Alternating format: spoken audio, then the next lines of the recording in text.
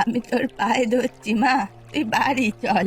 আমার কথা মান, আমি যা ভুল করেছি দয়া করে আমার কথাটা একবার শোন।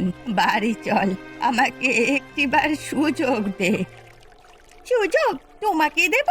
কোনোদিনই না। ওই বাজে লোকটা প্রত্যেক দিন আমাদের বাড়ি এসে আমাকে যা তা ভাবে অপমান করে দেয়। তুমি কোনো কিছুই বলতে পারো না। আজকে আমি আমার জীবন শেষ করে দেব। না রে মা, এরকম বলিস না। তুই ছাড়া আমার কেউ নেই। আমি তোকে ছাড়া বাঁচবো কিভাবে? ভুল করছো ঠাকুমা, চারিদিকে তাকিয়ে দেখো, তোমার জন্য অনেক লোক আছে। আমি তো তোমার অনেক কাজে বাধা সৃষ্টি করছি, তাই জন্য আমার এই অবস্থা। শোন রে মা, তুই আমাকে ভুল বুঝিস না। সমস্ত খারাপ কাজ ছেড়ে দেব। তুই যার সাথে বারণ করবি তার সাথে মেশা বন্ধ করে দেব। তুই শুধু আমার কথা একটিবার শোন দয়া করে। অনেকটা সময় চলে গেছে ঠাকুমা, আর তোমার হাতে সময় নেই। এবার আমাকে যেতে হবে, তুমি বাড়ি যাও। মারে, তুই ফিরে আয়। আমি আর কোনোদিন তোর কথার অবাধ্য হব না। ফিরে আয় রে মা, ফিরে আয়।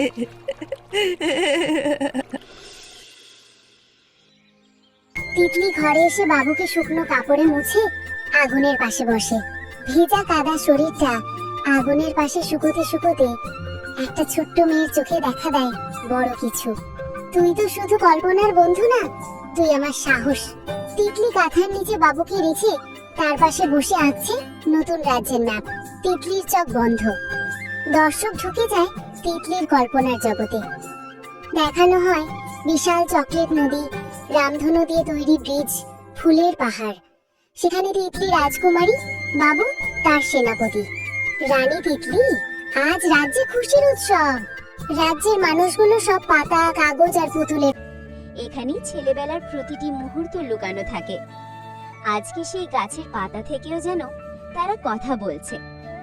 রাহুল তার খাতা খুলে মিনাকে দেখায়। আঁকা ছবিটা দেখে মিনা অবাক হয় না, হাসে শুধু। বৃষ্টির শব্দের মাঝে সে হাসি যেন সবচেয়ে উজ্জ্বল সুর। মাটিতে বসে তারা একসাথে আঁকে প্রকৃতি, নিজেদের, ছাতা, নদী।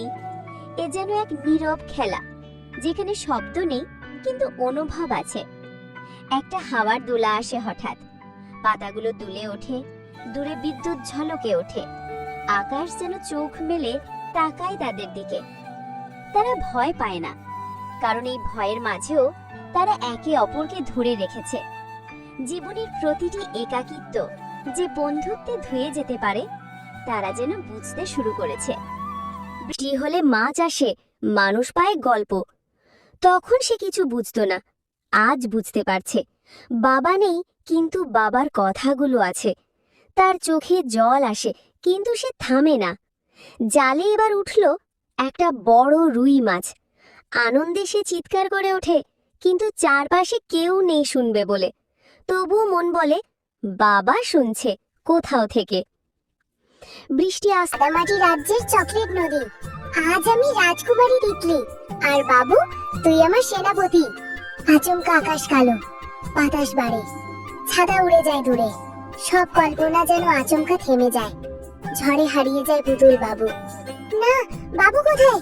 আমি তোকে ফেলবো না, তুই আমার সবচেয়ে আপন।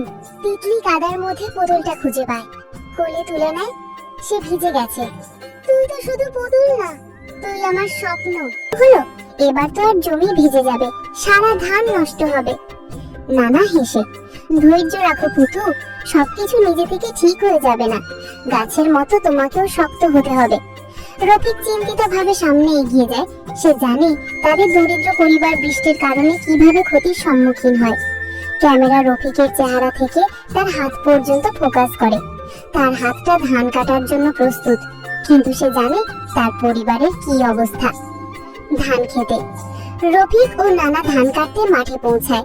প্রচুর পানি জমে গেছে, রফিকের পা কাদা। গ্রামটা যেন ঘুমিয়ে আছে। টিনের চালে টুকটাক শব্দ, তাল গাছের পাতায় জমে থাকা জলের ফোঁটা এক একটা সময়কে আলতো করে ফেলে দিচ্ছে মাটিতে। দূরে ঝিঝি পোকার ডাক, আর মাঝে মধ্যে কাকের আওয়াজ। প্রকৃতি কথা বলছে আজ।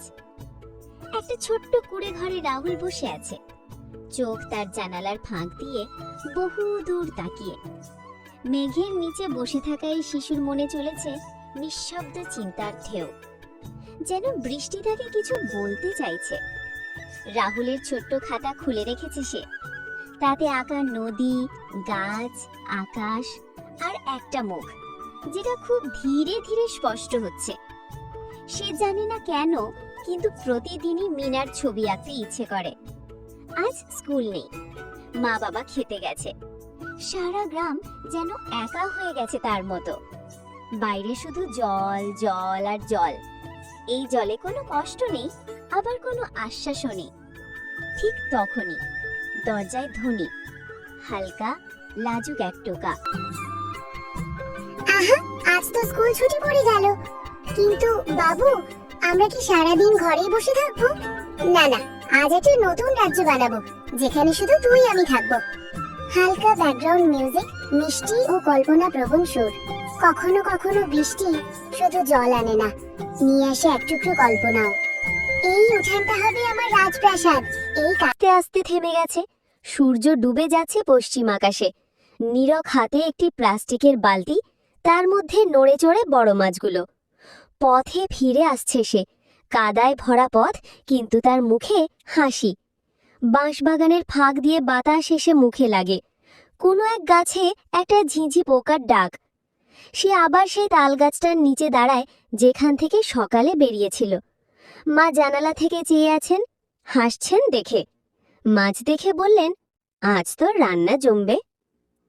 রাত নেমে এসেছে, চৌকি তৈরি, আনন্দে নাচে। কল্পনার রাজ্যে দুঃখ থাকে না, সেখানে যাদের আমরা ভালোবাসি তারা কখনো দূরে যায় না। বাইরে বৃষ্টি থেমে গেছে, তিতলি ঘরের কোণে বাবুকে কোলে নিয়ে শুয়ে। শান্ত সুর, ঘুম পাড়ানোর মতো মিউজিক।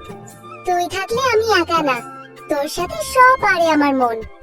একটা বৃষ্টির দিনে এক ছোট্ট মেয়ে শিখে যায়, সবচেয়ে বড় বন্ধুদের আমরা চোখে দেখি না, অনুভবে রাখি। সকাল, একটি পুরনো গ্রামের রাস্তা দিয়ে রফিক তার নানার সাথে হেঁটে যাচ্ছে। রফিক দেখতে পাচ্ছে গ্রামের বাড়ির ছাদ থেকে পানির প্রবাহ নেমে আসছে। আকাশে মেঘ জমে, আর রফিকের মুখে এক ধরনের হতাশা। রফিক, নানা আবার কি বৃষ্টি শুরু? ঘরে পাতা, নীরব শুয়ে আছে, পাশে মা। জানালার বাইরে এখনো ঝরছে হালকা বৃষ্টি।